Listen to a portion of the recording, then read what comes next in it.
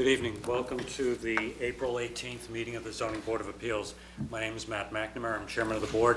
I'd like to introduce the rest of the board to you. To my right is Ken Foreman, who's the vice chairman of the board. To his right is Patty Johnson, who's a voting member of the board. To my left is Scott Zielinski, who's the acting clerk of the board. And to his left is David Haddad, who is an associate member of the board, but will be voting on all matters this evening. To the far table is Sri Budra, our zoning administrator, and Melanie Matthews, who is our recording secretary. This evening we have one continuation from an earlier evening, 3 new applications, and after the hearings are over, we do have some brief items on our open agenda.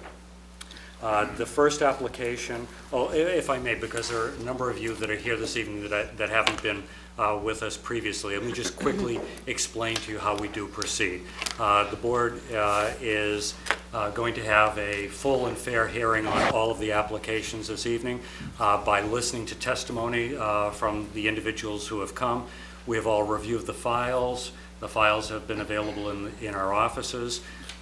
We have been out to the sites to look at the property, and during the evening, each applicant will have a maximum of 15 minutes to make an initial presentation, and everyone who is interested in an application will have the opportunity to be heard. I'll typically ask for anyone who might have questions about an application, and then we'll try to identify those who might be in favor or opposed to an application.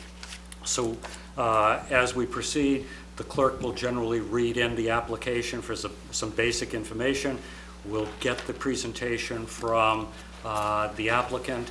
We'll review some information from our fellow town departments that might give us some input on each application, and then we'll go for public testimony. In just about 99% of the cases, we make a decision on the evening that we hear the application. One of those exceptions is the very first matter this evening, which was open but no testimony was provided back on March 7th. The application was 1213, the name of Namitz for 46 School Street. We have received a request that the applicant would like to withdraw that application without prejudice. So if the board would like to make a motion to that effect, we can proceed. Make a motion. I'll second. Okay. Mrs. Johnston moves that we allow the withdrawal of the application without prejudice, seconded by Mr. Zielinski. All those in favor say aye. Aye. Opposed? It's a unanimous vote. All right, the next application is 21-13, and this is at Arbutus Path in East Falmouth. And I'll ask the clerk to read it into the record. Being all persons deemed affected by the Board of Appeals under Section 11 of Chapter 40A of the Massachusetts General Laws, you are hereby notified that Bayazit and Emily Tagan of Costa Mesa, California, appealed the determination of the building commissioner pursuant to MGL 40A 8 and 15 and Section 240-202 of the Code of Falmouth, that properties located at 0 Briar Path and 0 Arbutus Path, map 32, section 18, parcel 017E, lot 067, and map 32, section 18, parcel 017H, lot 062, respectively, East Falmouth, Mass, are not eligible for building permit. Good evening, Mr. Clower. Good evening, Mr. Chairman, members of the board. Our firm has been retained by Mr. Baytagan, who's in the audience. Just introduce yourself for the record. My apologies. My name is Kevin Clower. I'm an attorney here in Falmouth with Ament Law Firm. As I was saying, our firm has been retained by Mr. Baytagan, who's here in the audience this evening. He's the owner of the properties known as 0 Arbutus Path. Is it Arbutus or Arbutus? Arbutus. Arbutus. Thank you. And 0 Briar Path. He's the applicant in this matter. I should mention I'm also here tonight with Bob Ament. There are 2 applications pending before you this evening who have applied for both an appeal of the building commissioner's decision as well as a variance. The reason for this, there were 2 alternative theories of relief the board can provide. We're dealing with the appeal of the building commissioner's decision first. It's our hope that this is all we have to deal with this evening. would prefer to have this happen instead of applying for a variance. However, in the event that this appeal is not overturned, if this decision is not overturned, we will be proceeding with the variance application. Mr. Tagan is appealing the decision of the building commissioner, Eladio Gore, in which it determined that the two combined lots were ineligible for a building permit. Mr. Tagan owns two lots that have been merged, spanning from Arbutus Path to Briar Path. It's located down near Wacoit Bay, bordered on one side by, by Childs River Road, and on the other side by Wacoit Landing Road.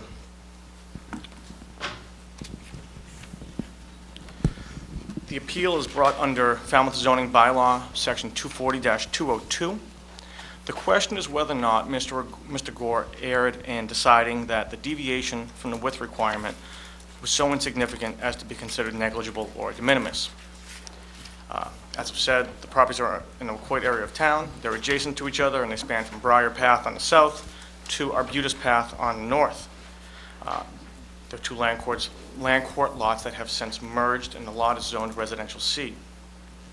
The lot is presently undeveloped, save for a small rudimentary carport located on the Arbutus side of the property. This existing non-conforming structure would be removed as part of any construction on the lot.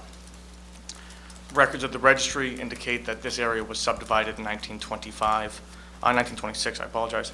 Mr. Tagan and his wife purchased their home at 11 Arbutus Path in 1979, and in 1982 purchased these two lots from Mrs. June Mason, with the understanding that they were buildable as they appeared to conform to the building requirements at that time. When the Tagans purchased the lot, the minimum lot size for the residential C district was 15,000 square feet. The frontage requirement was 50 feet, and the minimum width requirement was 100 feet. This lot has a combined square footage of 15,420 feet and frontage of 100 feet on both Arbutus Path and Briar Path. However, the two streets are not exactly parallel. As you can see, they do deviate slightly. I actually have plans for all of you as well.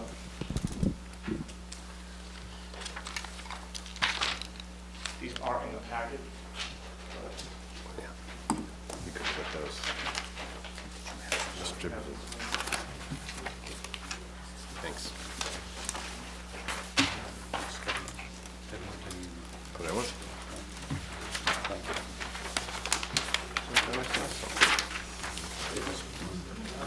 Thank you.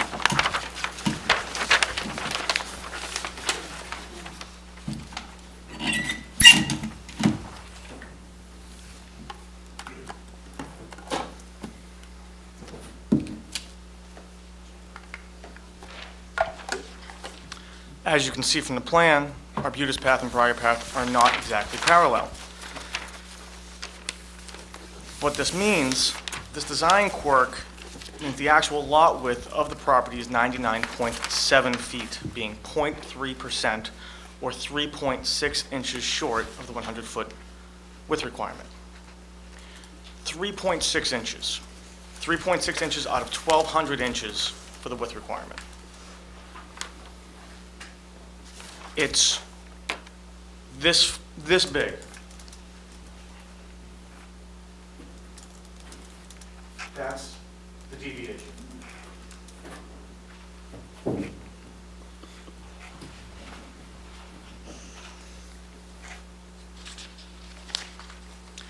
There's a concept in the law referred to as de minimis. It's defined in Black's Law Dictionary as trifling, minimal, so insignificant that a court may overlook it in deciding an issue or a case. This shortage in the length requirement is clearly de minimis. Massachusetts courts have recognized in a number of zoning decisions that a shortage in meeting a dimensional requirement may be so small as to be de minimis. In an encroachment case, the appeals court held that an encroachment of 4.8 inches onto the property of another was spatially inconsequential and was de minimis. That was referring to the violation of the property of another by 4.8 inches, more than we're talking about here. And that was de minimis. That was so insignificant that the court didn't feel it needed to be removed. Here we're talking about a shortage of 3.6 inches. In cases like this, the building, Mr. Gore, the building commissioner, often sees it as preferable when the zoning board of appeals issues the decision as it's final. There's not the 7-year waiting period. There can be no doubt that a deviation from the requirement of 0.3% and a 100-foot width requirement, again, 3.6 inches out of 1,200 inches is de minimis and should therefore be disregarded. The board should decide that the deviation is so small, so insignificant, so negligible that it is in fact de minimis, and the building commissioner's decision should be overturned.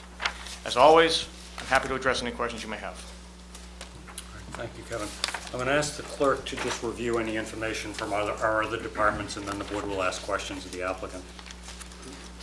Okay. This is some correspondence. All right. Then we'll start. Ken, do you want to start? Sure. Thanks. You mentioned that the lots have been merged. Can you give me a little history on that lot merger? Was it formally accepted by the planning board?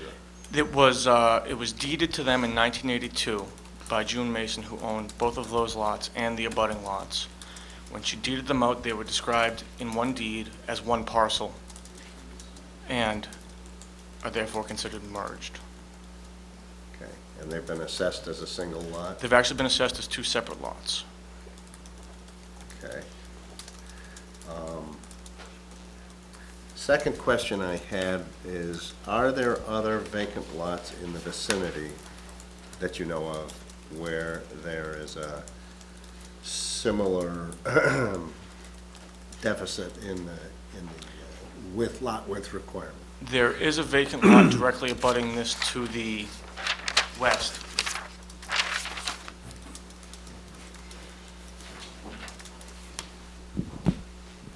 Here, the difference is these two lots, and thus the merged lot, are only 13,800 square feet combined. In 1982, when they were deeded out, the minimum lot size for buildability was 15,000 square feet. So even though this has the same width issue, it's really distinguished.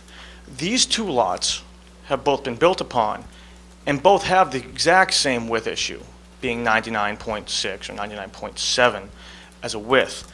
And that's two lots where we're only looking for one lot. And both of these have houses built upon them.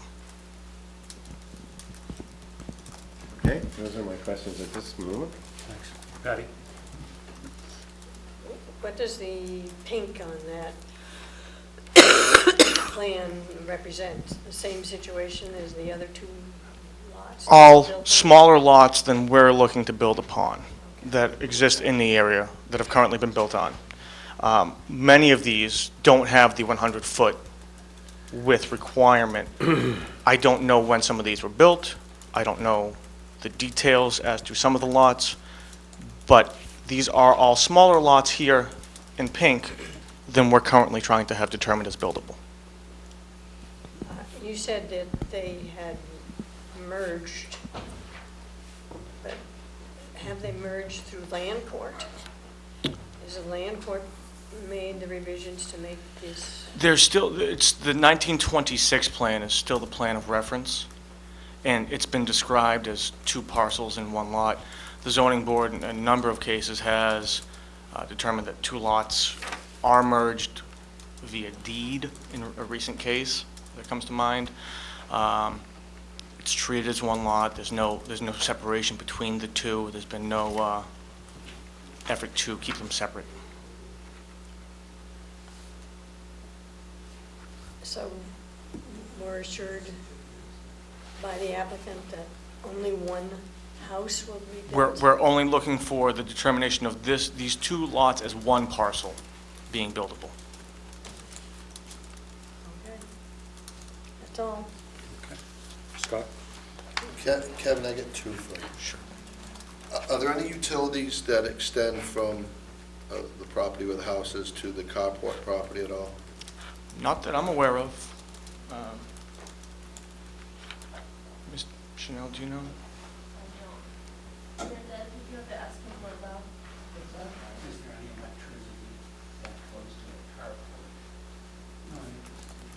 No, there is not. Thank you. And The 3 inches that you discussed a few minutes ago, looking at this lot, it's not consistent all the way through in width. That's the average width as determined. What's the most?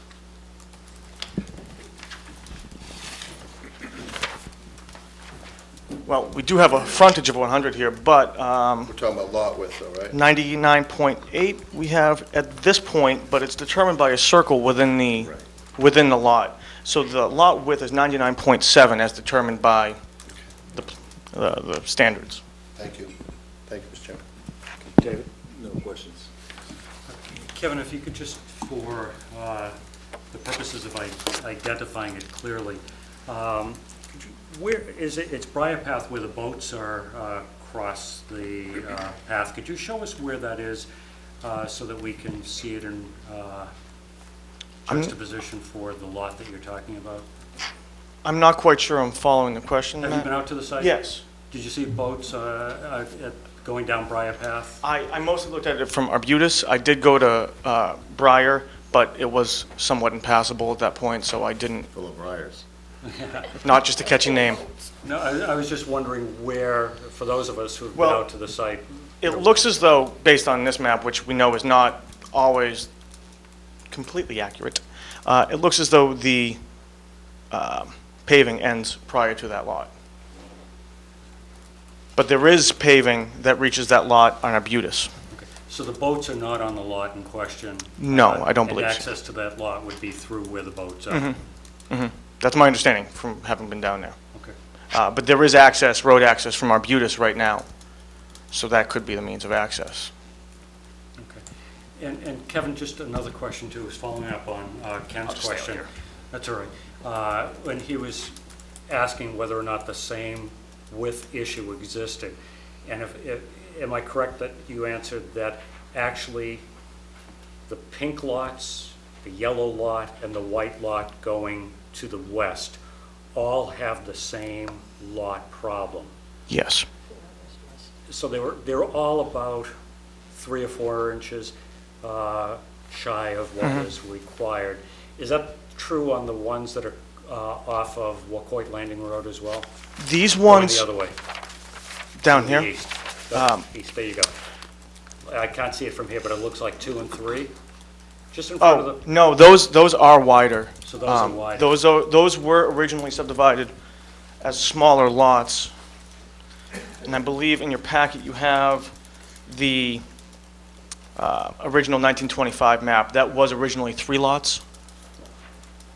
This was 3 lots, and I don't know the history of those parcels. Any speculation on your part why they're all shy of equal amounts? Other than the fact the roads aren't laid out parallel while the other roads are, I don't know. I don't know if it was intentional. I don't believe so. At the time these were formed, it was 75 foot as the width requirement. Thank you. Sari, any questions? No, thank you. All right. What I'm going to do is I'm going to ask if anyone has any questions, first of all, because I think this may be a little bit unusual for the Board of Appeals. And again, just so you'll understand the case, this is not requesting a special permit. This is not requesting a house to be built. This application is requesting us to overturn a decision of the building commissioner that the combined, the yellow, what had been 2 lots, considered one merged lot, is not buildable because it doesn't have the 100-foot width. It's shy by 3.6 inches. So the application is asking us to overturn the building commissioner's decision. So does anyone have any questions? Ma'am, if you have any questions, you're going to have to come up to the lectern. Okay. Just introduce yourself because you're on television, and then you can ask questions. We want to know who she is. I'm Carol Lipka. I do live on Arbutus Path, but I just wanted to give the gentleman just a little bit of information. The houses on Arbutus Path were built in 1976. I don't know what the building codes were back then, but it was 1976 when there are currently 4 homes, and they were all built 76, 77, 78, in that range. And I think Briar Path came shortly thereafter. The unfortunate part of being on television is you're going to have to come up and introduce yourself, because otherwise people won't be able to. And we're the #1 television show in town. So we want to make sure everyone gets their due. So any questions? while you're up I here? do have one question, but it really doesn't pertain to what you just stated, that you were overruling the building. We haven't decided that we will overrule. No, We've been asked but to if you overrule. do, Yeah. my question is, what is the minimum building lot for District C? And I didn't know if that had any effect. Well, But that's another issue. It actually, what I can tell you is residential C zoning requires, if it 40,000. was a lot today, 40,000 square feet. Where these are pre-existing lots that were subdivided back in 1926, there were different lot dimensions at the time.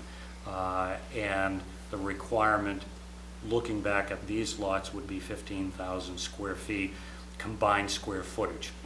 And the testimony was 15,424 square feet. So the issue is not the size of the lot, it's that width. Width. The 100 feet versus the 99 point, whatever. 8-3. Okay, all right. Any other questions? Okay. Yes, question. We're still going to ask for those who are opposed or those who might be in favor, but we'll just start with questions right now so we can make sure that everyone has the answers.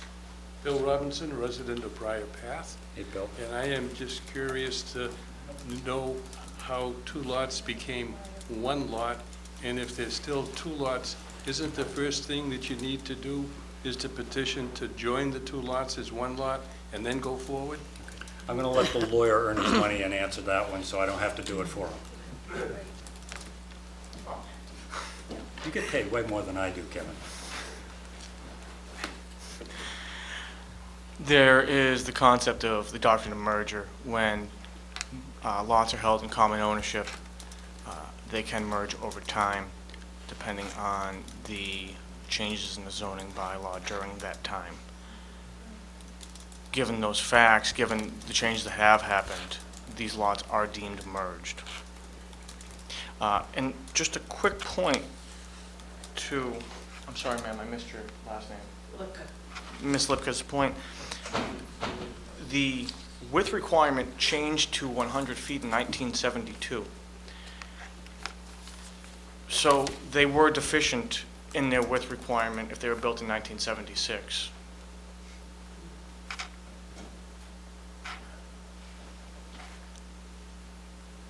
But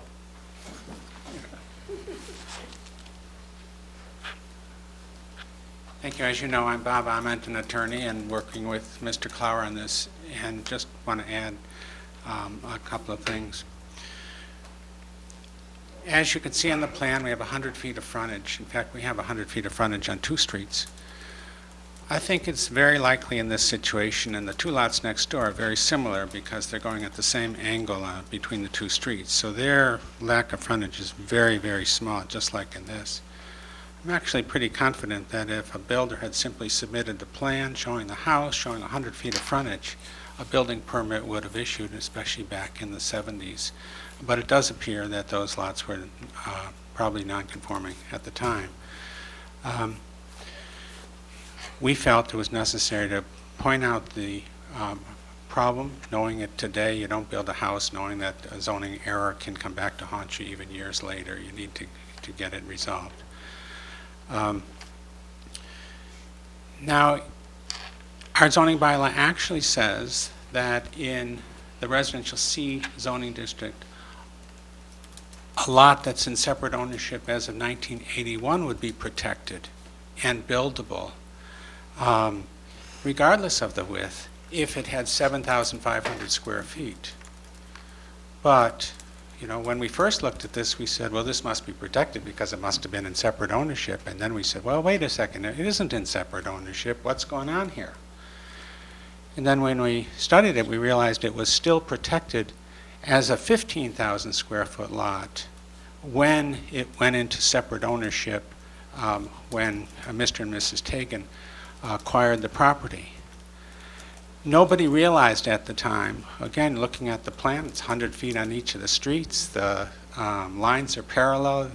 think that it's a 100-foot wide lot. But 15,000 square foot was the requirement then, and this lot's protected, not under the usual 1981, January 1, 1981 rule of 7,500 square feet, but it's 15,000 square feet and it meets it. It's just those 3 inches that are the problem, and it was defective in all that time, and it is, we think, de minimis, and we think you should find it's de minimis, and certainly the purposes of the bylaw are met by 99.7 feet versus 100, but that's not really the question before you, which is whether a width of 99.7 feet will be deemed to be, for zoning purposes under the law, 100 feet. And we do have the de minimis rules that, if any case applies, they would apply here.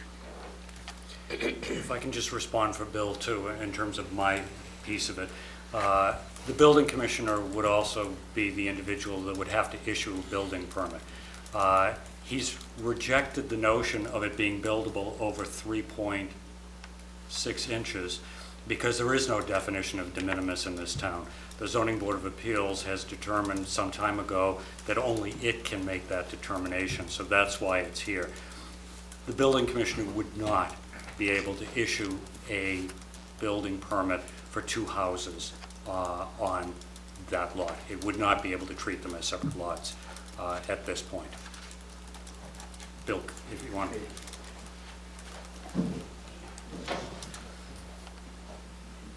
Maybe I should simplify the question. Is it in fact 1 lot or 2 lots? Because it appears that it's 1 lot times 2, or 2 separate lots, both of which fail.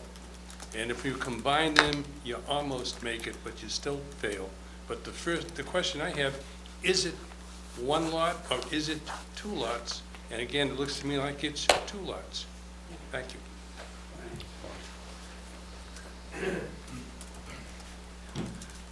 The board and I both have some experience on this very question because I think it was just last year, but it might have been the fall of 2011. You had before you a case involving Blackburn, Mr. Blackburn, Greg Blackburn, who owned 3 lots together on a Central Avenue over in Minot.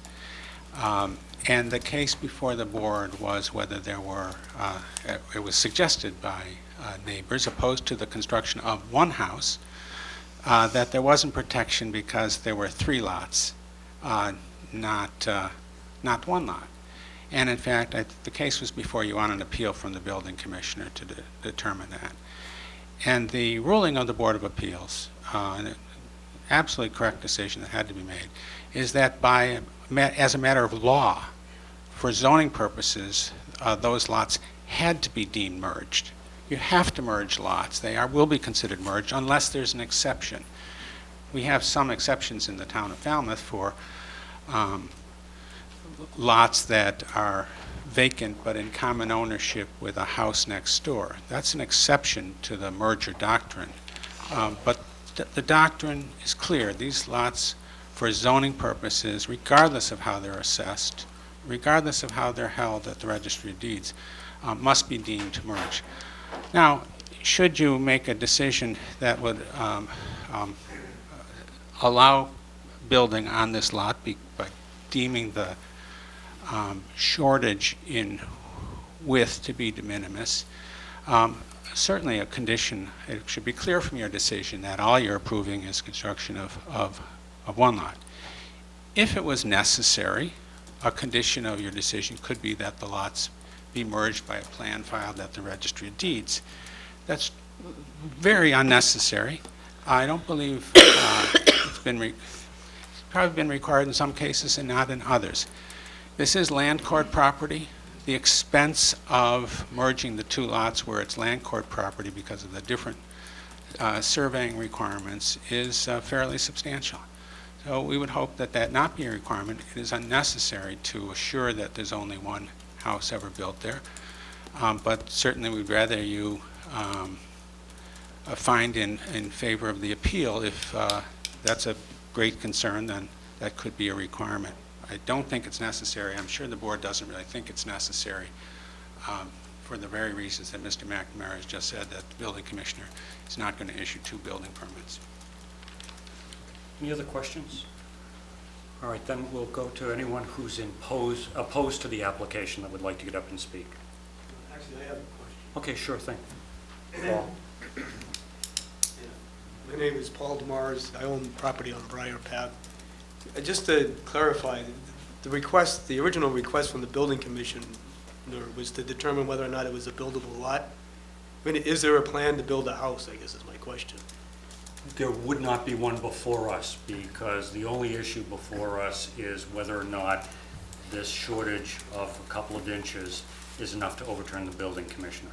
But when would one go to the building commissioner? That's what I'm asking, I guess. Like, why would this issue come up right now? Is there a plan to build a house, or is it just a speculative question? Well, I can't speak for the applicant, so.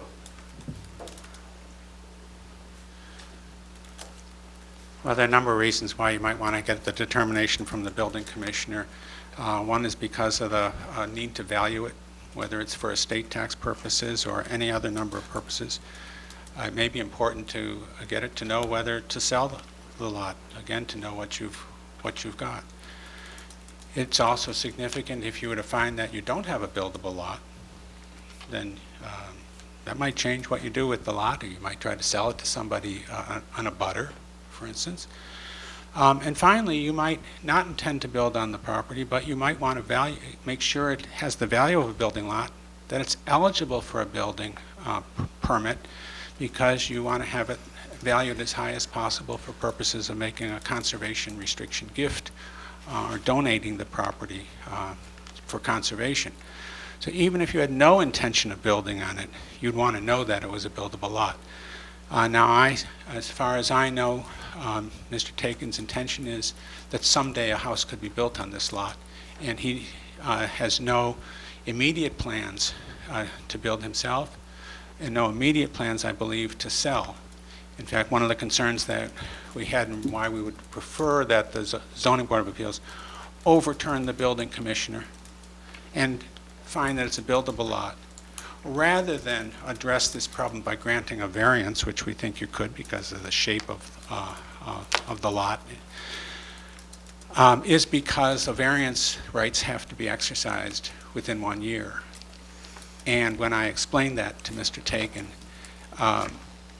he didn't plan to do anything at this time or right away. And we don't think we have the same problem with a year of needing to proceed to build if it's a determination overturning the building commissioner.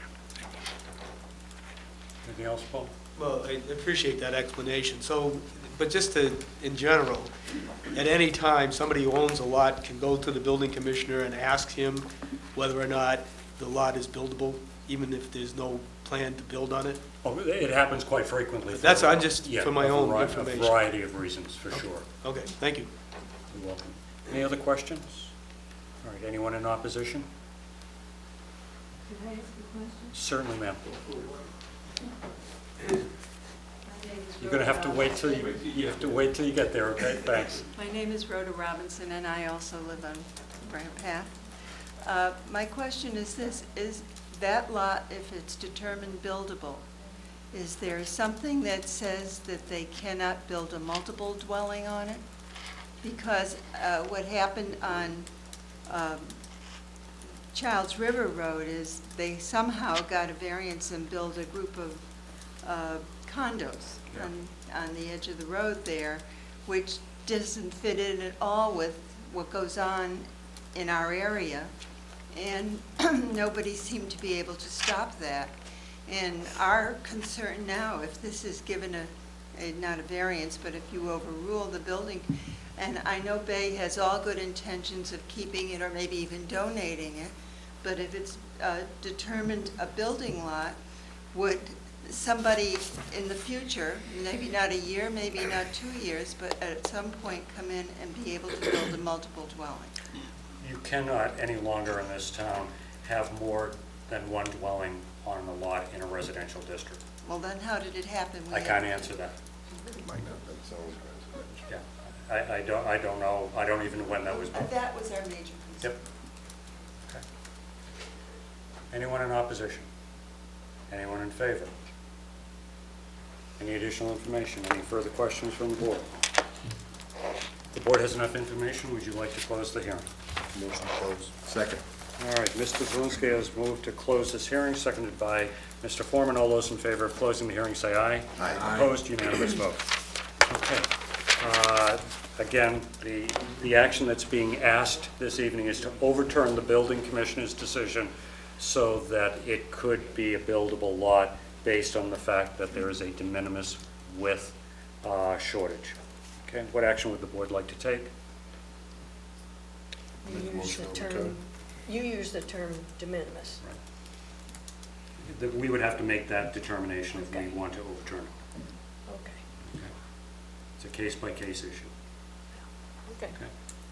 What was, Was there a motion? I was just asking if that was a motion. No, that was a question. Okay. Usually asks us if we have enough information to make the I made a decision. motion to overturn. I'll second. All right. So we have a motion to approve the application by Mr. Zelinski, seconded by Mr. Foreman. Approve, he said overturn. It's to approve the application, which in Okay. effect overturns the Okay. building commissioner. Okay? All right, That's what that's why I wanted to say it that way, to make sure that everyone's on the same page. All right. Any discussion? Yeah. Well, I have some. Any So, conditions? so I thought an important point made by the attorneys for the applicant was that this was a buildable lot to begin with, except for that one deficiency, that it had adequate square footage. And so that is a distinguishing feature. So we don't have a flood Right. of these. That's, I mean, we're talking that's about an my- area right. smaller than a My- poundstone. My only concern in approving this is that not to open the floodgates. Then you make a finding that this does not set a precedent. And I'll remind the board, also, you can do that, or you can discuss it, or whatever. Also, his suggestion of conditioning, this is an appeal. You simply overturn or uphold the building commissioner's determination. You can put in your findings, based on the motion that you just made, that he discussed that they could merge it if need be, but you do not condition an appeal. You simply overturn or uphold. But I'd go a bit further than that. It was actually stated that by the merger doctrine, it is merged. Correct. Not that it could be merged. Correct, that's a finding. It could be recorded in the registry as merged, but Right. it would be a finding, I would say, that it is a merged lot, so we're talking. Yeah, one that's lot. up to the board. I was just taking his suggestion that you could condition, which in an appeal you don't. But I agree with Ken. I mean, these were laid out, and I think when you look at the accuracy or inaccuracy probably of the measuring devices that we have to measure lot size, particularly back in 1926, with any engineers in the room, with due respect to their capability of measuring things. But I think when you talk about 3 inches on, any of those lots, it's not, I don't think it would be by choice that somebody would go and select 3/4 of the peninsula to be 3 inches short each. I think it's a measuring matter. And otherwise to take, we're talking about, originally they were 2 lots, and I think we know pockets of this town where there are tinier lot sizes than this. This turns out to be what we've often heard as a double-sized lot. And with the most being able to be built there is 1 house and 3.6 inches. I think in this category, and not everywhere would we say that 3.6 inches is de minimis. In this case, I think it is. So. Yeah. Not to mention there's frontage on. But I do two think the different streets. findings are important, and so we should do a good job of laying those out. that's what I feel, because, so many times you get absolutely the opposite, where they've been to assess lots, and people come in here and argue that they got two lots, not one merged lot. I mean, we hear that, more times than this. I mean, this is exciting. That's the way I feel. I just want to, not get caught with somebody coming back and saying there are two lots there.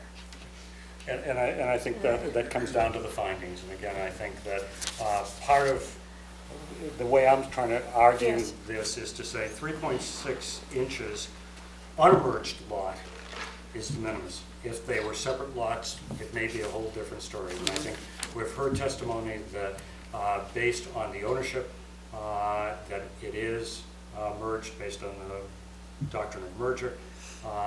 And again, remember that the building commissioner didn't reject the buildability based on the fact that there was insufficient square footage.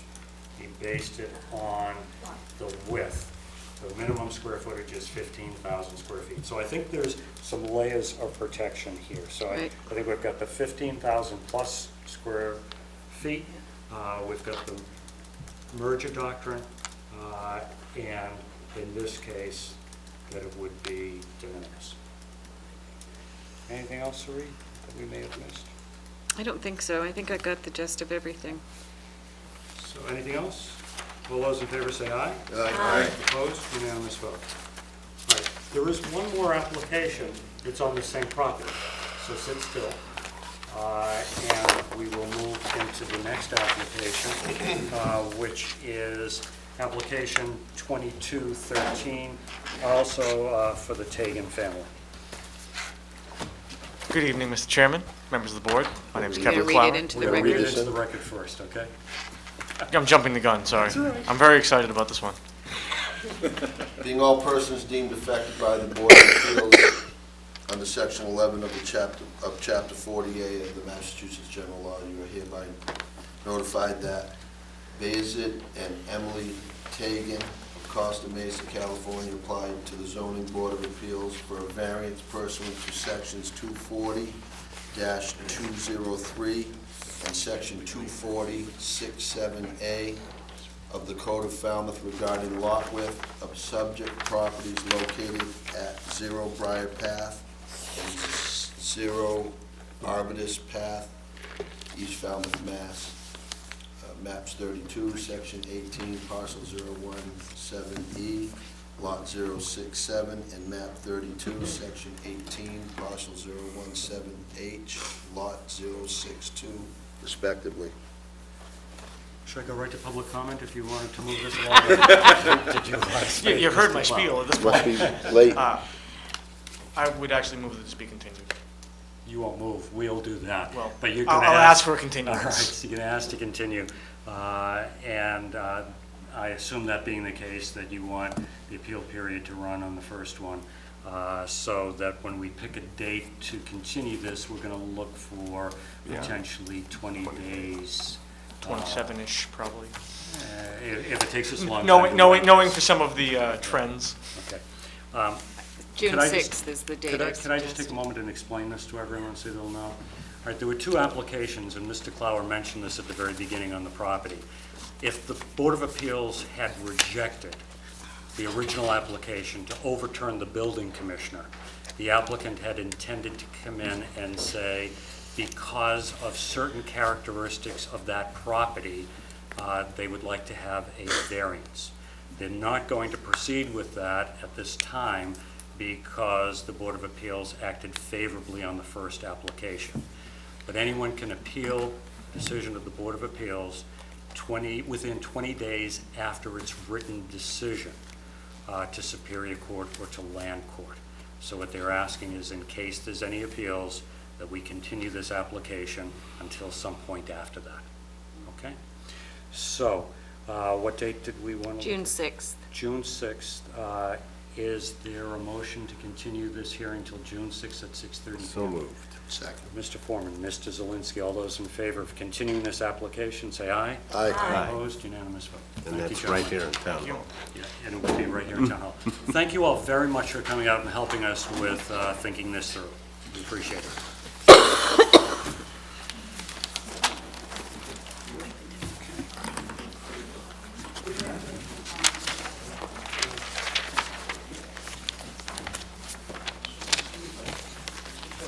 All right, our next application is 20... Ken. Sorry. I'll pass it. Thanks. Our next application is 2313 for Lawrence Bone.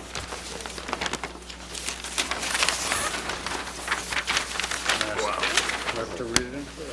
Being all persons deemed affected by the Board of Appeals under Section 11 of Chapter 40A of Massachusetts General Laws, you are hereby notified that Lawrence S. Bond of Arlington, Mass. applied to the Zoning Board of Appeals for a special permit pursuant to Sections 246A.8 of the Code of Falmouth to construct a two-car garage in the front yard more than 50 feet from front property line on subject property located at number 3 Gunning Point Ave, Woods Hole, Mass. Mr. McGrath. My name is Michael McGrath. I'm a registered engineer and professional land surveyor. I work at Holmes & McGrath. My office prepared the site plan. The architectural plans were prepared by Jill Neubauer's office. And Mr. Sayre are both here answer questions about the architecture. This particular lot is in the Sippewisset section of Falmouth, and this is on Gunning Point Avenue.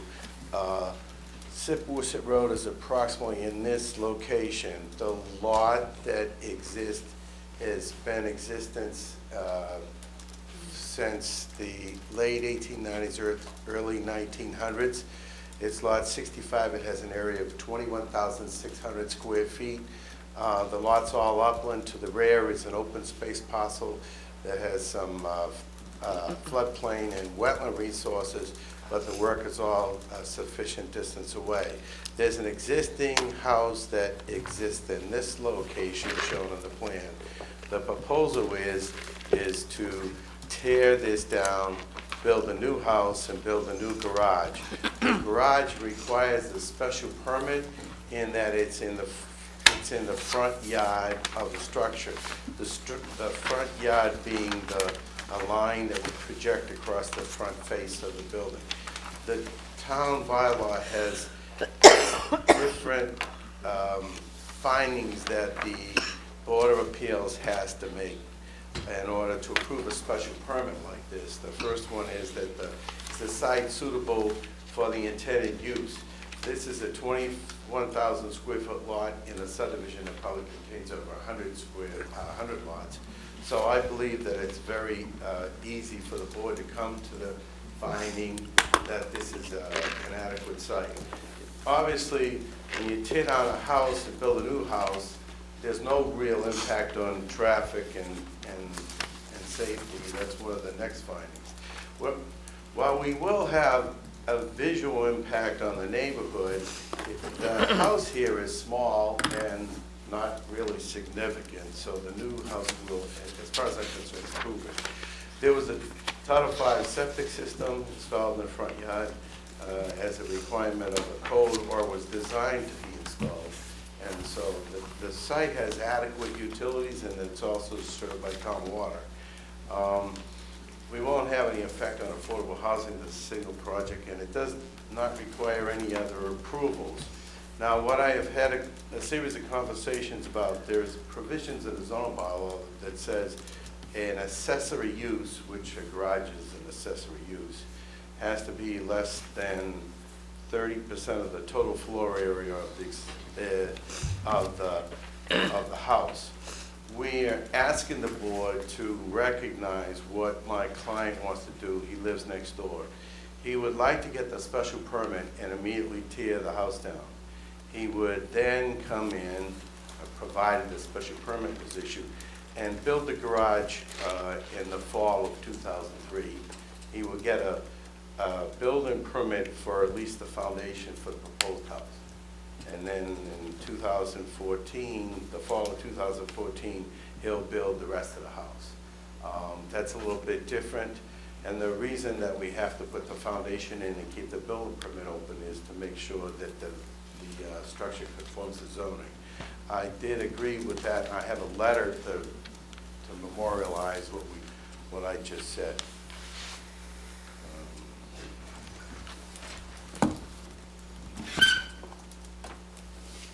Thanks, Michael.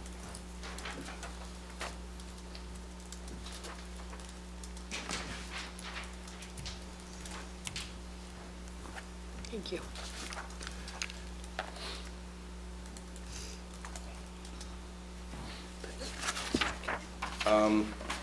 So I believe that this, that the applicant meets the requirements of the special permits, and I and the architect stand ready to answer any questions you might have concerning the application. Thank you. We'll start with some questions with Patty. I pass. Okay. Thank you. Scott?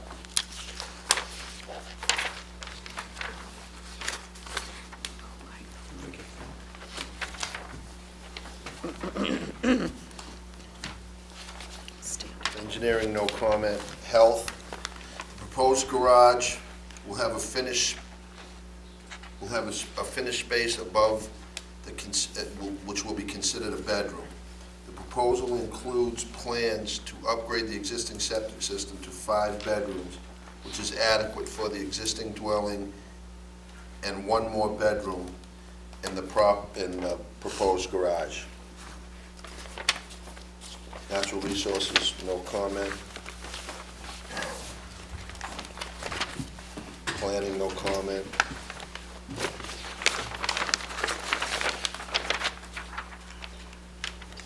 Water, no comment. And then there's some general correspondence between Suri and Mr. Holmes in the graph.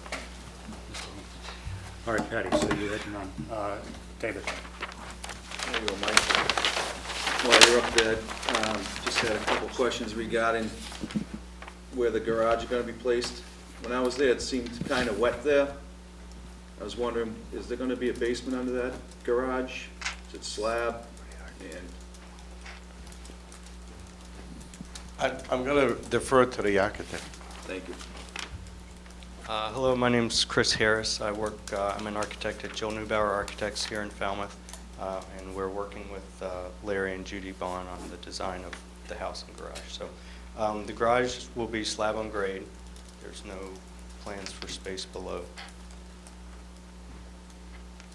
And there's the art studio above that was mentioned as a bedroom. That's essentially it. And Mike, you find it sufficient for the slab? Maybe I was there on a bad day. It seemed kind of wet down in that area.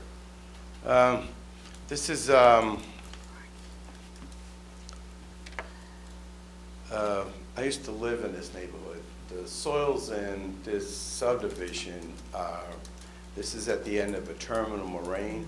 So if you look, for instance, at the septic system, there's a note that talks about a strip out down to the sand. So what happens is there's layers of all different soils, but sometimes compact glacial tilt.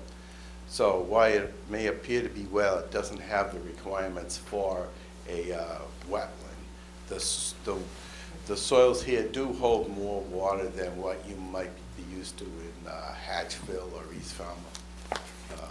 But there should be no problems whatsoever with drainage as long as they follow the plan and the notes on the plan. And in the file, you said you're going to have some dry wells there. You don't see any problem with those? With the dry wells, they're going to have to put them in permeable sand.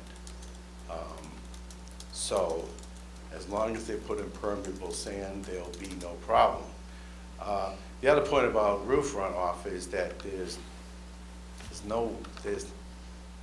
very little contaminants in roof runoff. So even if the water was to run on the ground, it's sloped away, and it's probably better for the environment to pass the roof runoff through grass anyways. But the town has got a policy of dry wells, so we describe dry wells. And just on that letter you were referring to that you submitted, the house is going to be raised, But you plan on putting in both foundations and also building the garage? Is that what I heard you say? No, I said I'd apply for a builder permit on this. We would build the garage. We wouldn't do any construction in the summer of 2014. Let me start over. We tear this down immediately. We build this in September of 2013, and we don't do anything else on the site. And then the following fall, we build the house completely. But we have a builder permit for at least the foundation while this is constructed. So you have a building permit for the two, but you're only actually building the garage, Right. tearing down the house. And we tear down the house. Gotcha. And Chris, back to the garage. Sure. Access, is that just from the outside to get up to the top, or is there access on the inside? Just from the outside. Yeah, Outside? it's exterior stair. Let me grab-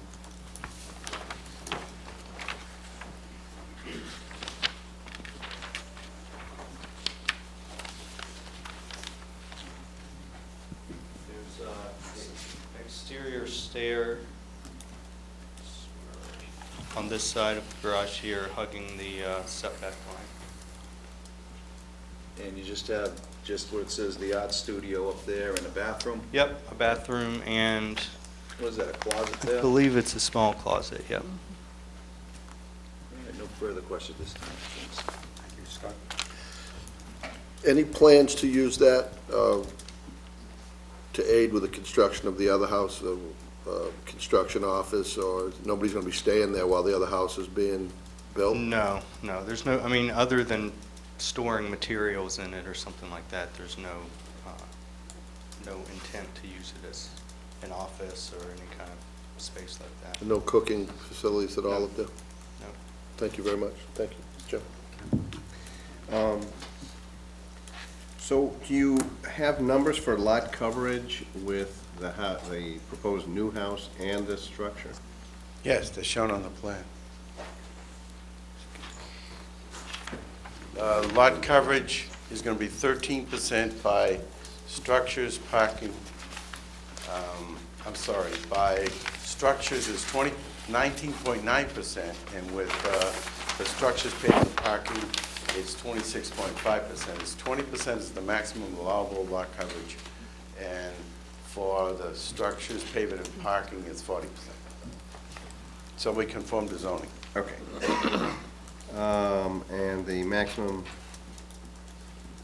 height of that house? The maximum height of the garage is 18 feet. The garage is 18 feet. The house itself? No. I understand. They want to know how high the house is.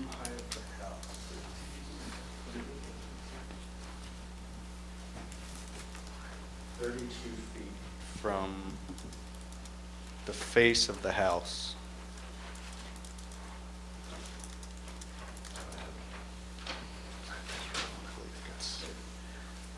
Yeah, I don't think it's indicated on the drawings, but I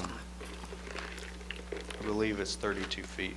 The zoning bylaw requires 35. Right. It doesn't require it, it allows it.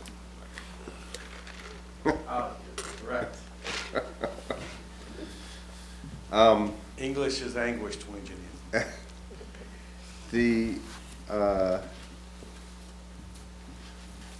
So you don't anticipate any issues with respect to construction of the main house that are going to be a roadblock? No wetlands issues, no,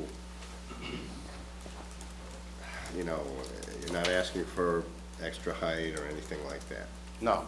You expect this will be, your setbacks from side yards are fine? The location of the proposed house conforms to zoning. The Falmouth Wetlands bylaw allows the Conservation Commission to adopt performance standards. We show a 100-foot buffer from the nearest coastal resource, which is the top of a coastal bank. What the performance standards say is that behind this coastal bank, because it's adjacent to a bordering vegetated wetland, there are two zones, an A zone and a B zone. And as long as the A zone is not touched, then we could actually do clearing in the B zone. So we have not applied for any work yet in the B zone. But that's the jurisdiction of the commission right there. Okay, but in terms of the construction of the house, I mean, I actually noticed the corner staking looked close on the, that would be the western boundary, but, you know, it could have just been an optical illusion or something, yeah. You mean to this? No, on the, where it said house corner. Oh, well, 10 Somewhere there. feet It is looked small. close to the sort of, there was a little shed on the adjacent property, it looked awful close. Yes, I mean, yes. It'll be 11 feet when it's constructed. So, and you said the neighbor lives next door? Is that, The applicant lives next door. I mean, and of course the neighbor lives next door. Most neighbors. See, as much English problem as you're having. Where'd you two go before? There's not a lot of difference between So scientist and engineer. So the question, why build the garage first? Because he wants to. Well, I mean, it's going, no, let me The house explain will that. come. That was a smart, I'm sorry, I shouldn't have said that. that's all right. The bottom Forgive me. line is that they were spending a lot of time going through the elements of the house and the interior design of the house. I spoke to Mr. Bond himself, and he said he needs more time to develop this, where this design's already developed. And now, I've told him all along, he cannot tear that down without building it, without a new building. You're going to have to excavate. Well, you're going to, so you are proposing the foundation would go in. No, I said we'd keep the building permit alive until this, he's gonna occupy this for one season, then he's gonna build this house, and we have to make sure the building permit doesn't lapse. Say that again, because I think you said to Scott, there was no one going to be living there while the house was under construction. That's true, but he wants to use the garage for storage and things like that. So he's not gonna live there, but he's gonna use the garage. But what I'm saying again, I'll say it again, he wants to tear the house down as soon as possible, as soon as the appeal period ends. Then in this fall, he's gonna apply for building permit and build this garage. He's gonna apply for a foundation permit because your bylaw says there has to be a certain size house in order to have Right. this. He's not going to actually build the foundation. He's not actually gonna build the foundation, he's gonna wait 1 year, and while in that year, they're gonna further develop these plans for this custom house, and then apply for building permit in the fall of 2014, and then build a house then. Okay. Two things are of concern to me. What, first of all, is that in the process of constructing the foundation, there's a lot of disruption of the soil, not that far from where your garage is. Are you sure that you're not going to have it fall into the hole? Now, the minimum setback in Falmouth is 10 feet. So what happens all the time in Falmouth, in some places, is you get two houses built side by side. If you look at this, this is about 20 feet. So there's utterly, as far as I'm concerned, no risk, but I guess there's always a tiny minuscule risk that something will happen. But traditionally, they can construct that foundation all the time without affecting this. The other way that you can look at it is that the worst soil for strength is cohesionless sand. And so in cohesionless sand, you would have a 1-to-1 slope. And a 1-to-1 slope on a 7-foot hole means that, that excavation, the top of the disturbed earth would be 10 or 12 feet away. You have a 30-foot boulder under there or something. Well, then they'll have to remove the boulder. Okay, so that's one concern I had. The second one really, which is a larger one, is all good intentions, want to build this house so that the garage, adjacent garage is 30% or less of the size of the house, but we run into some, stock market crashes, I don't know, suddenly can't build a house. Now what? You've got a He would have garage. to come back to you and ask for modification of the condition and identify exactly when he's gonna do that, but he has to have a building permit open. And they can be extended for a certain amount of time. He would have Seems to like come back to you. we're taking a big risk just because there's a preference to have the garage before the house. Well, you're not taking the risk, the owner's taking the risk, because you could actually require that certain adverse things happen if he doesn't build a garage. Such as? Tear it down. Merge Make it with it the house next primary door, tear the residence. other garage down. Okay, so what happens if the project runs into difficulty is we require that the garage be removed? You're okay with that? That's an appropriate condition. Over what time span? What's the life of a special permit? Oh, you would have to identify that. Like the special permit should be forever. Yeah. You should specify the time, pick a time. What pick would 2 be years. a time that you as the applicant would consider reasonable? 2 years after the use and occupancy is issued for that. Okay. Okay, I think Question on that part. for now, my question's are Jump in right now then, Patty, see if she had any more. Scott has, Oh. and then I do. You talked about, you're not going to do the foundation until 2014, you say? That's right. You're going to raise.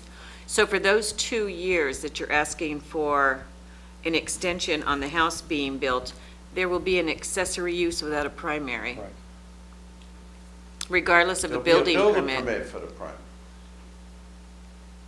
Did you run that by Eladio by chance? No, you and I discussed it, but I didn't touch it. Yeah, I understand. Well, I didn't understand at that point that it was going to possibly be 2 years, but you're asking for an accessory well- use without a primary.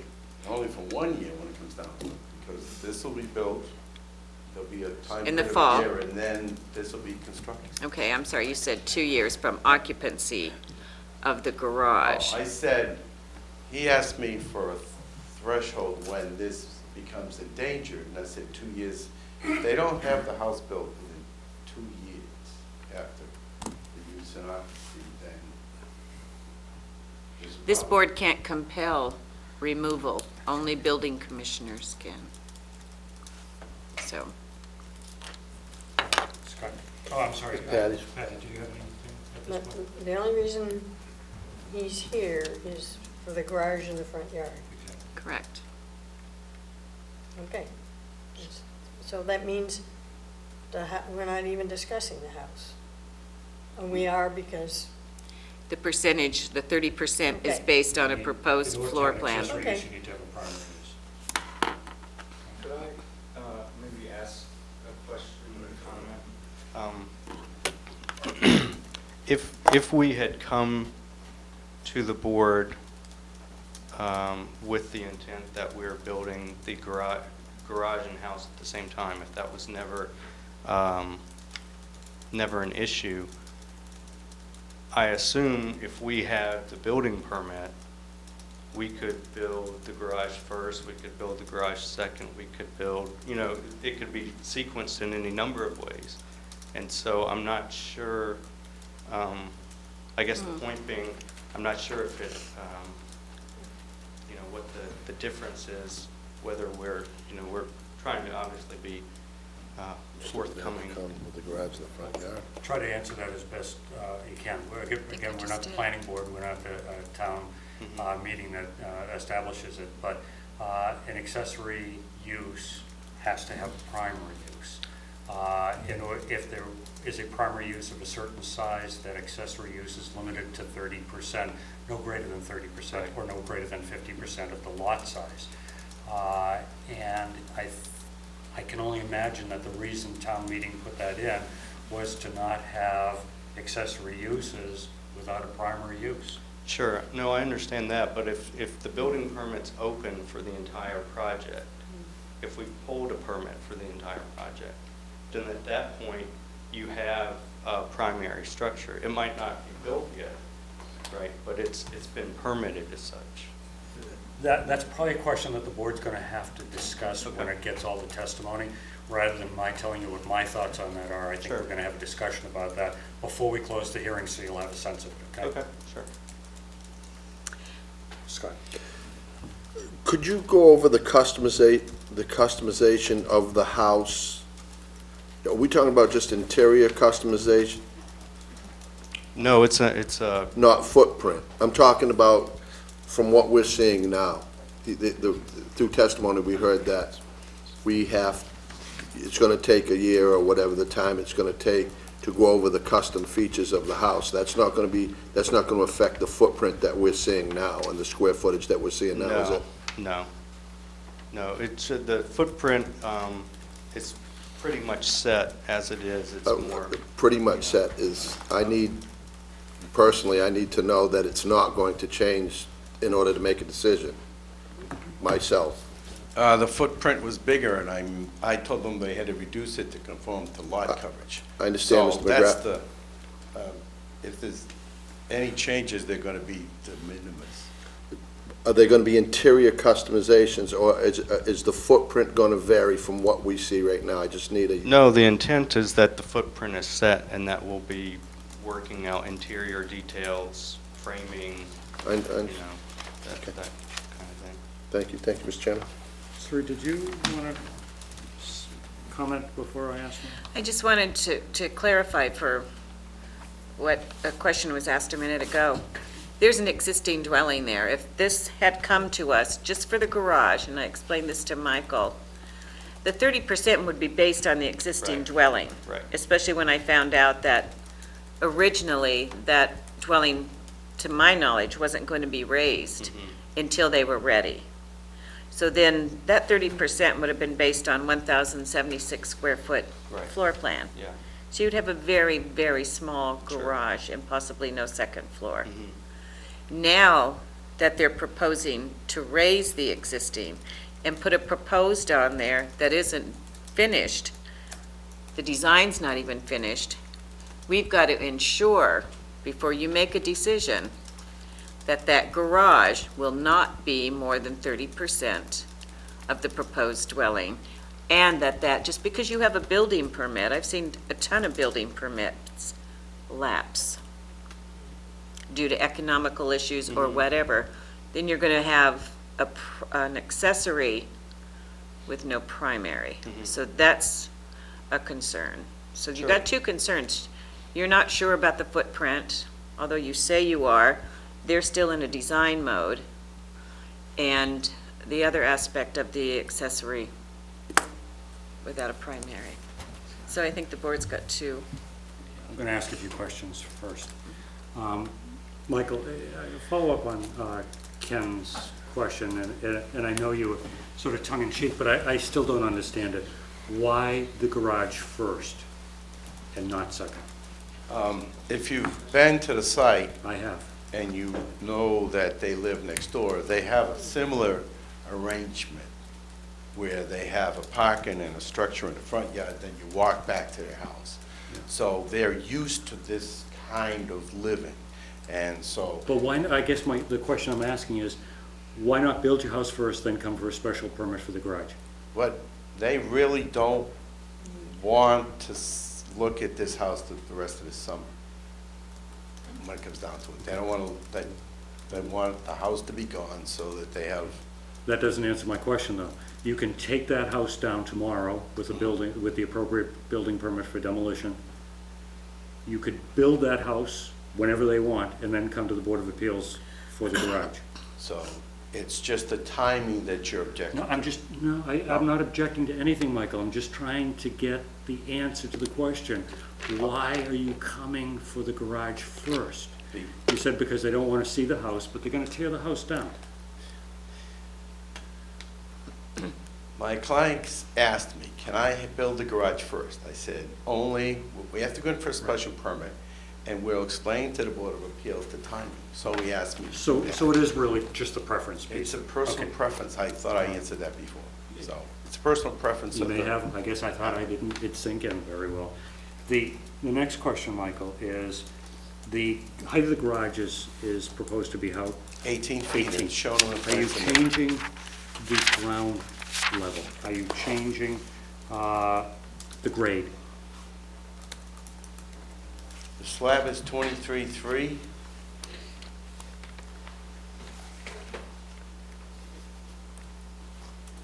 The contour on this side is 22, the contour on this side is 24, so the slab is about the same as at the front of the, average grade of the slab is about the average grade about here, I believe. So you're not building that up and then building a structure that's 18 feet on top of that? If I was being, it would be lowering if I was Okay. trying to evade the 18 feet, but we're not trying to, we're not lowering the existing ground to put the slab in. Are you raising the existing ground? No, Okay, thank you. no, there's 22 here, 24 here, and the garage slab is 23.5, 23.3. I'm sorry, I can't. 23.5. 23.5. Yeah, I can read better without my glasses. Up close. Michael, there was a question asked earlier by Scott about kitchen. The answer is no. Is there any intent to use this as a dwelling? No, Intent to use it for any rental purposes? no.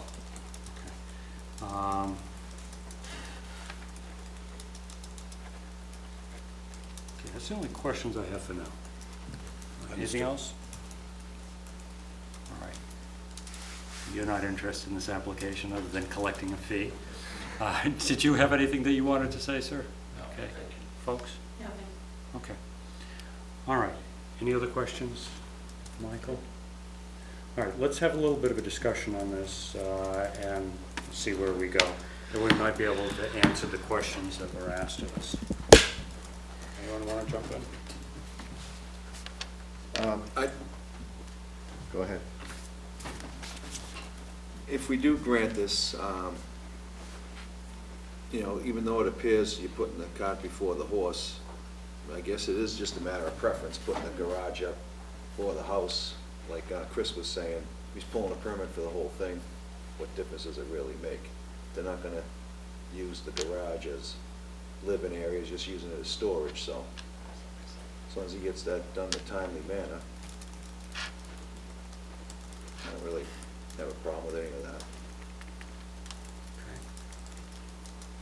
Scott, have anything? I'm trying to wrap my head around this as you're talking. The house in the back, and forgive me, but there was quite a bit of vagueness going on about what was happening there in the future. My sticking point is, if something does happen in the future, what happens? Then you've got this garage here, and it turns into a little summer cottage for however long it takes to, and then we've got this mess again. So to be perfectly honest, I'm still trying to figure out how I feel about this. So, I mean, maybe some more discussion from other board members might help me. I have a problem with it. They're not doing this project all at once. And there's a substantial delay, a year at least. A lot can happen in a year, and there are no guarantees that they'll move forward with the big house. I don't see just a mere preference to have the garage up as being justification for risking, the violation. I mean, if they tear down the existing house, then this thing is standing there alone. If they don't tear down the existing house, then this thing doesn't conform at all to our bylaws. I don't see how, under the bylaws, it makes sense to do it this way. let's say he didn't say, if you don't mind. Let's say he just said he was gonna pull a permit to do this home in the garage. You had no idea when they were gonna build. Yeah, if he But why didn't he? I'm just saying, let's say he didn't say that. He could just put this garage up, but they're just coming clean could, saying, but there's these a- are our intentions. He could, but there's uncertainty on the plans. When he would pull a permit, he would have an approved set of plans for the house and the garage, right? Those aren't going to exist at the time they build the garage. He's saying he still wants to dicker around with the house permit. You know what, he can always build something and connect those two, and he doesn't have to bother with any of this stuff. That's true. He just complained, That's true. Another preference issue. I mean, yeah. He could. mean, I don't I- object, I do not object to the garage Yeah. in the front yard. No. I object to Yeah. doing it without knowing what you're going to build for the house, so that we ensure that whatever does go up in the end conforms to the zoning bylaws, so that we have an accessory use. That's what I'm concerned He can with. call You mean the percentage, the yeah. garage a house between now and when he builds the rest of it. Not according to what they're asking us to approve. And that's why there were questions Well, he asked could go about. home and say, well, let's just bag this whole thing and let's call this thing, this garage, a house. We've had it happen in Falmouth before. You know, it And looks then like he'd a be garage. building- And then what happens when he comes Then back to what have would the this big one be? in the back? What Well, would this if he big does, house be in the He back? can just plain connect it.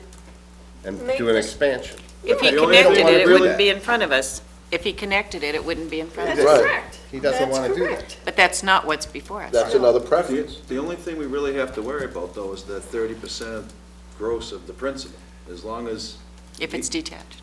right. That's right. As long, if you hit that number, So I look really at it and I say, insignificant.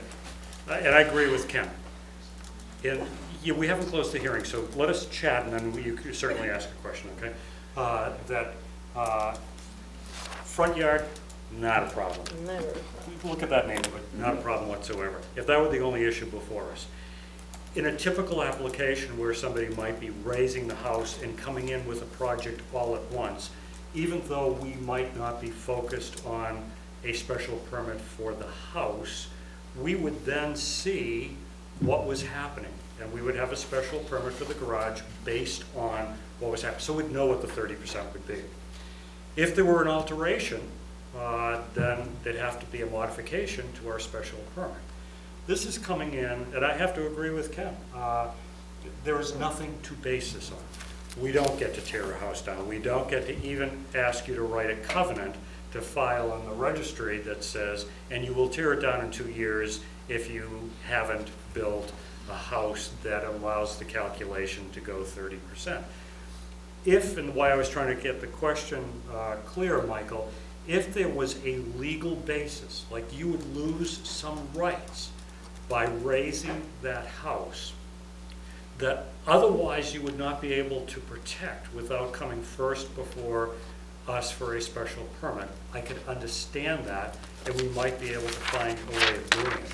But I think the bylaw is designed to not, I mean, the best intention, spending a lot of money on a beautifully designed house, etc., expensive piece of property, but, you know, there are deaths in families, there are financial reasons, I no longer want to live there because my spouse decides we're going to live somewhere else.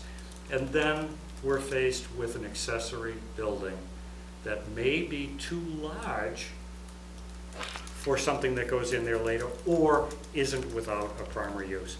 In terms of whether or not, as Patty was saying, it could be a house, fine.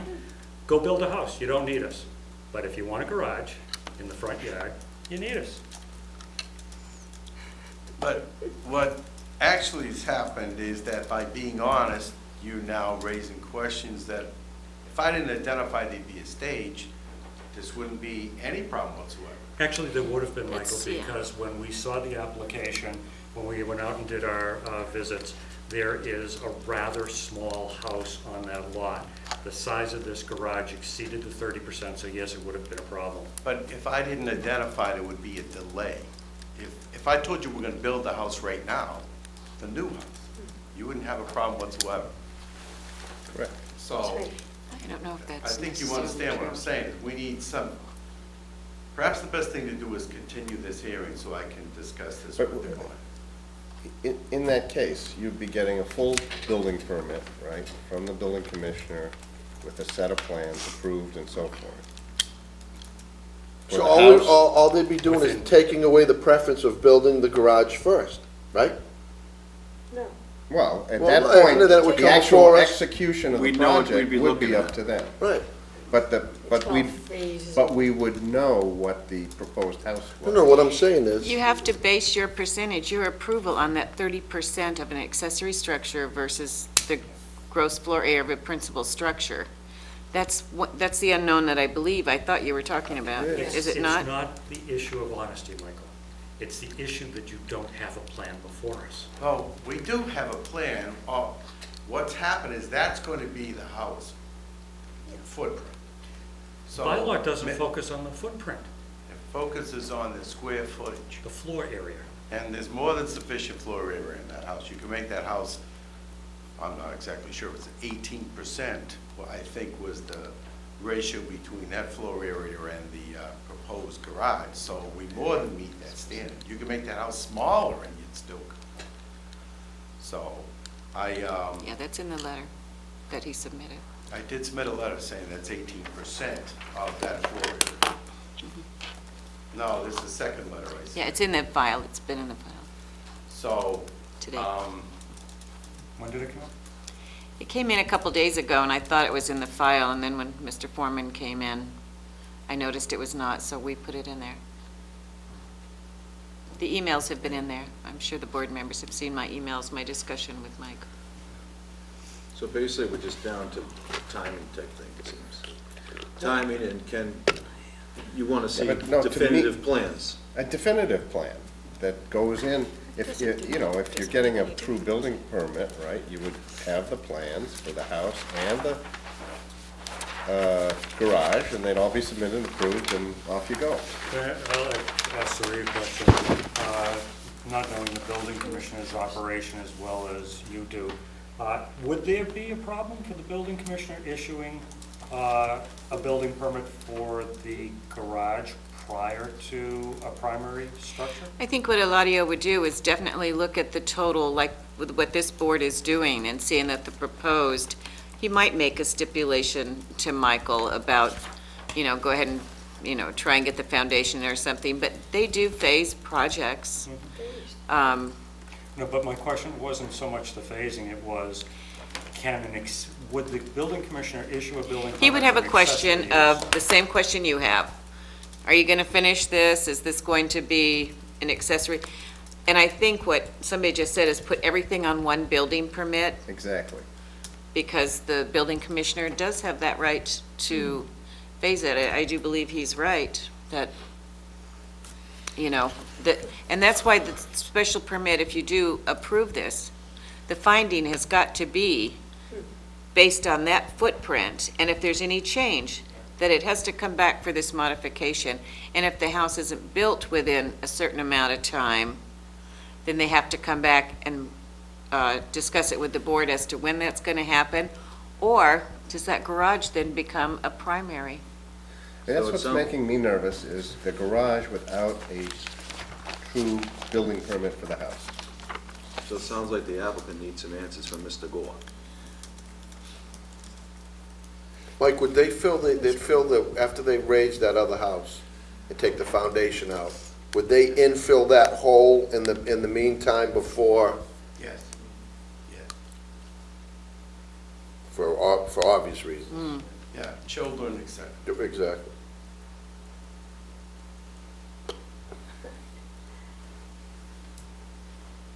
This board gets really hung up on detached accessory No, structures. it's not that, Patty. It's- Yeah, no, but it's No, true. there's no Well, there's a principle. zoning, It's true. It's there's not a that. zoning bylaw. It's that you can see, Oh, I know. you can see with the best of intentions, they start on this Yes. project, something Yes. happens, and the Yes. house never gets built, and now you've got And you've then got, you make the accessory structure the principal structure. who does that? Well, whoever buys the property. Maybe they Right don't. now, there is no kitchen or anything like that proposed, and the board wouldn't want that. Right. I'm just Right. saying, down the road, if something falls through, That could happen. And that would be up to Commissioner Gore to ask them And to I modify. don't think it's a matter of being hung up, We're getting- is more of a matter of trying to Getting outside of the interpret scope here. what we're looking at. That's correct. But that's one of the Hung up is reasons- kind of a, Well, no. if we didn't get hung up on things like that, I believe that we wouldn't be doing our due diligence. Well, we are definitely doing our due diligence. Okay. Michael, you had a question? I was just going to say, the risk of the project stopping midstream is the same whether the whole thing's permitted at the beginning or whether we're doing one part of it. I mean, I understand the concern that we've said we are definitely starting with the garage, and at that point the risk is that that's all that's built. But in a typical building permit situation, the risk is always there that something happens and the project stops, Exactly. at whatever point it is. Unfortunately, the box has already been opened, though, and we've heard testimony that contradicts that. I mean, being honest is a good thing. Everyone knows that, but I mean, we heard testimony. Would the special permit would be tied to this, I think to Sarif's point, would be tied to this footprint. We'll move to the microphone a little, thanks. Would be tied to this footprint, is that correct? So is there a way to, in the findings, spell out what that means? Any change, well, we do, and any change to the house or to the garage, no matter how minor, Right. would have to come back for an approval. And that would be the case if we were permitting the entire project down to the The last board, nail. the board, if they approve that, would definitely condition that in this case, most definitely. I think either way, Ken's gonna wanna see something definitive. And I think Mr. Gore needs to answer some questions The to house, see if, excuse me, there's a set of house plans attached to this. But, like he said, not all the design elements are completed So yet. is it sufficient to submit is it sufficient for a building permit? That's all I'm asking. Okay. Why not today? Because this isn't a Oh, construction. because it's not, you haven't finished designing it. Yes. Right. Yeah. And these plans, you have to be more specific with these plans to the building department. Finding alone is. Right. Good for us. Right. So I just feel that to approve this without a full set of drawings that could be approved as the whole thing would be setting a very poor precedent. And I agree. Can I at least respond to that, because I bring special permits in all the time with plans of the same quality. The plans you see are never the building permit. Right. Because it takes a huge amount of effort afterwards. It would seem to me that what. But this is critical because it hinges on this relationship between the size of the accessory structure and the size of the house.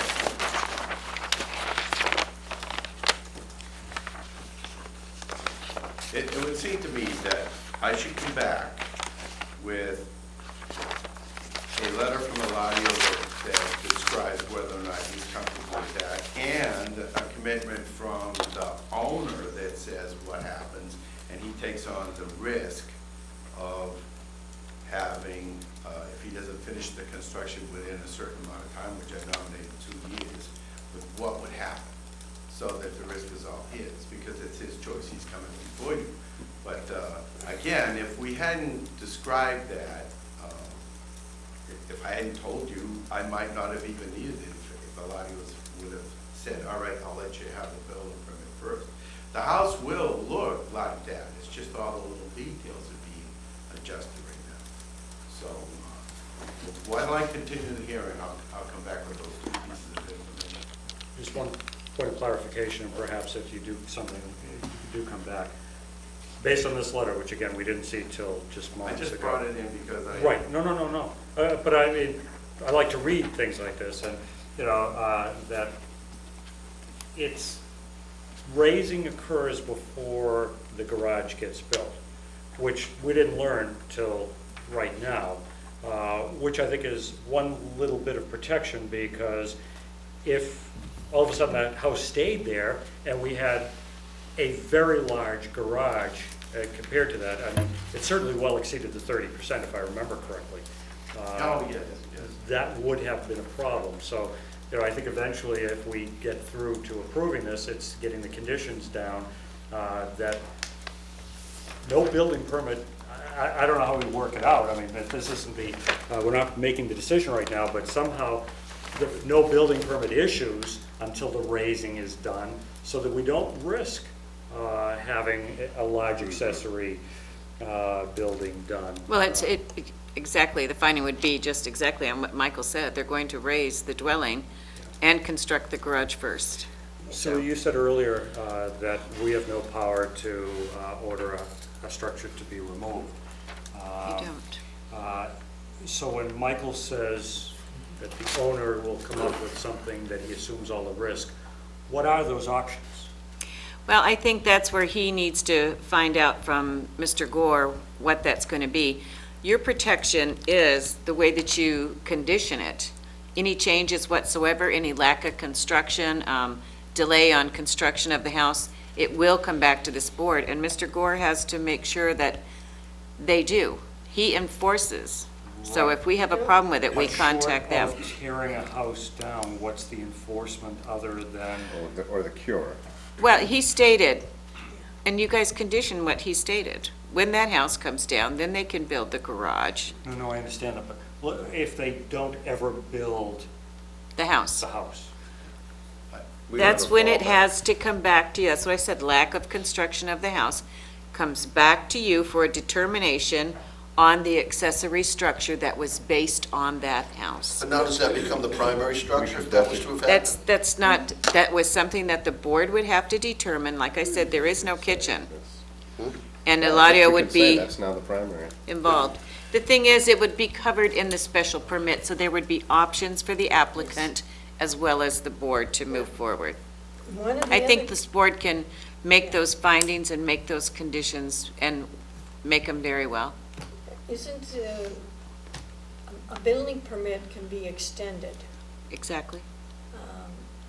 And oftentimes, and that's something that a person applies to the building commissioner for, right? Correct. In other words, we get this thing all wrapped up with all these conditions, then the building commissioner has the ability to say, well, you started, you did enough to show what you started, but so you can continue. He has the say on what is substantial Yes, use. substantial, But he will also look at the permit, and if the board has conditioned yes. that things need to happen in a time frame and they don't, he also enforces them to come back to us based on the conditions. So I think it's something that I think the board, if you're amenable to this application, could definitely work out in findings based on testimony. If he goes back to Mr. Gore and Mr. Gore submits something to where you feel confident, Yeah. your findings, your conditions, I think it's doable. But it's the board's decision. You asked me. I'm going to,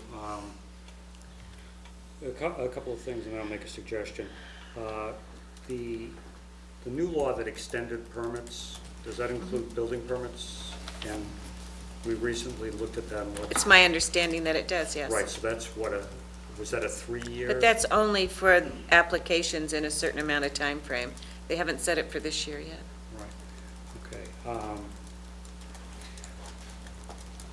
I think at least one of the commonalities that was amongst all of us was that no one had an objection to the garage being in the front. What we're really focusing on is trying to protect the community at large, shall we say, from an accessory use being there, not within the right requirements of the bylaw or as a primary use. What I'd like to suggest is that Sari draft a positive decision for us to consider the next time we get together, because I'm afraid that we're going to sit here like this and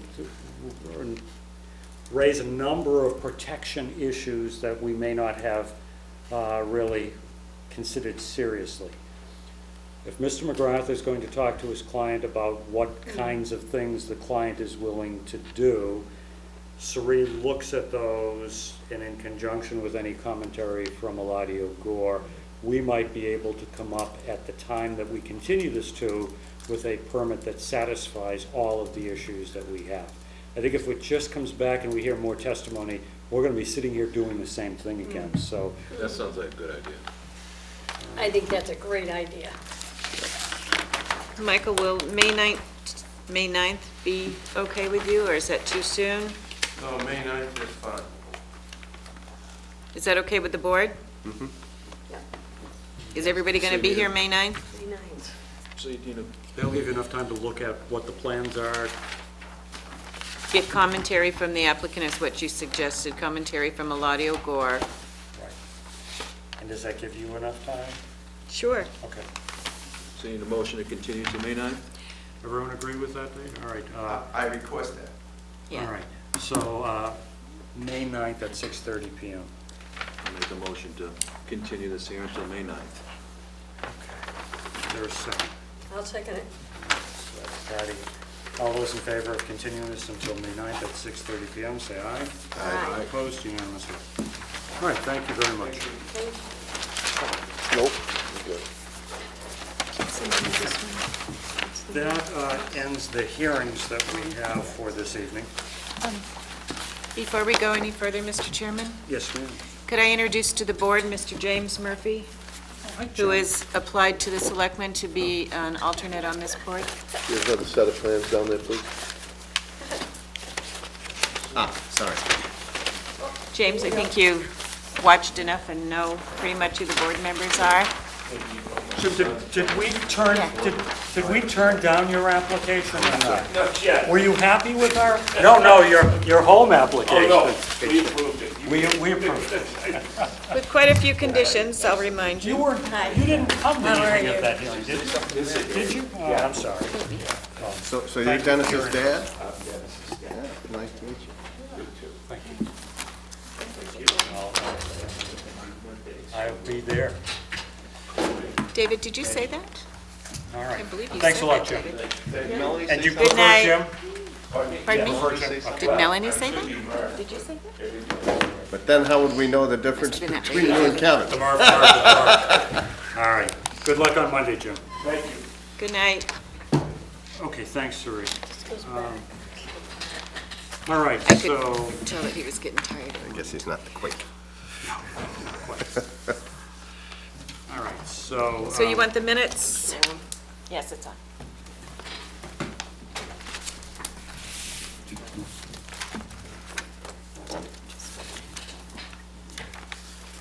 Minutes, Matt? Sure.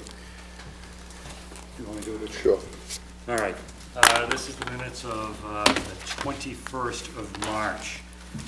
I won't go through the list of them. It was a long night. Everyone had a chance to review them? Yep. Was everyone here? Yes. All right. Do we have a motion to approve them? Make that motion. Second. All right. So all those in favor, say aye. Aye. Opposed? Unanimous vote. Thank you, sir. Thank you very much. Okay. So the next is our administrative approval request for Barnstable County. Well, actually, it's now Cape Cod. I haven't got that notification yet. What's it called? Cape Cod? Cape Cod Fair. Fairgrounds. Grounds. Fairgrounds.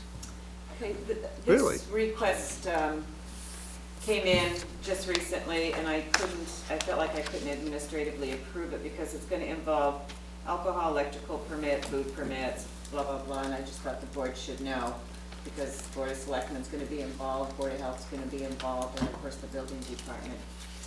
But they're proposing a food truck event that will take place Saturday, October 5th, from 11 a.m. to 4 p.m. And the festival consists of around 20 different food trucks, live or DJ entertainment, and a beer garden. It will only be for that day. This was on last year's calendar that the board approved under the regular events, but it did not happen. So she just got word they're going to do that, so. Do they have security set up for that? They will. She said they'd be contacting, they haven't yet because doesn't start till October, but it's up to the vendors to secure that, not Barnstable, Cape Cod Fairgrounds. So, So this is in addition to what we approved. exactly. And it doesn't interfere with any other events out there, so. Did the board get a chance to see the food truck? And all that? What's a beer garden? Is that sort of like a truck garden? Yeah, it's a booth where I think people go and just have some beer. So don't grow it or anything. Isn't there another food truck event that There's a that's getting hops. public? Somebody At a else mall. had I mentioned said the that. same thing. Yeah. The Marine selectmen Park. approved at Marine Park, The second one. these trucks, the food trucks, for the carousel Oh, that's right. fundraiser. I doubt if there'll be 20 of them, do you think? Who knows? That's the It's going to second be a one. big Maybe event, there's and it's food gonna trucks be- that go around to events. and, Yeah, you know, this would be open to the public, Yeah, so I think that. it sounds fun. But it's up to the board if you would like to administratively approve it, or if you have any questions on it. I think it's fine something with we approved before, so, but I can understand why you would come to us with it. Anyone have any I questions? think it's okay. Everybody else is going to look at it. Motion? I'll make a motion we approve administratively the Cape Cod Fairgrounds application for a food truck festival. All right, is there a second? Here, Ken here. drinks the beer, so. So Cheers. Patty, we'll give David this one because he drinks the beer, he said. All those in favor say aye. Aye. Opposed, unanimous vote. Okay. And that's it. So Monday is the interviews. Jim Murphy, Mark Cool have applied. We do have 3 dates for hearings in May. Right in a row. Yeah. That's good, though. And They're applying as alternates? associate member. That's technically the only position open right now because we gave Still have Tricia Tricia. the Right. Okay. And Matt's going to remind you about how busy May is? You just I just continued? did. Okay. I wasn't paying attention, I apologize. Sorry. I'm just packing up. Just did. So we have continuation tonight until June 7th on the, June 6th. June 6th. Sorry, I 6. thought it was 9th. What? Pardon me? Wasn't it? Oh, June 9th. I thought it was the 7th. May June- 9. June, May June 9th. 6th on June the first 6th one, is taken. on Tagan, May and 9th then May 9th. is on Bond. Bond. Bone. Okay. And did anyone have any questions on the administrative approval report that Suri had given everyone? Did everybody pick theirs up? Thank you for doing all of that work, as always. June. All right. No, I didn't pick mine up. Would you like to have mine? No, it's okay. It's probably in my box, right? All right. I can scan it to you. Don't, yeah, I'll come and get it. All right. With nothing further to come before the meeting, I will adjourn it. Thank you. There's so much stuff in the box.